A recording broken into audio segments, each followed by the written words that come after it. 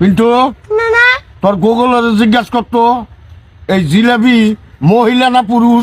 এটা আবার গুগলে জিজ্ঞেস করার কি দরকার আছে?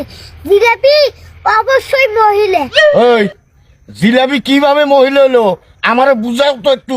কে জিলাপি খাইতে যেমন মিষ্টি, মহিলারাও তেমন কথা কয় মিষ্টি মিষ্টি। হ্যাঁ ঠিক কইছ। তারপরে দেখো জিলাপির মধ্যে যেমন প্যাঁচ, মহিলাদের মধ্যেও তেমন প্যাঁচ থাকে।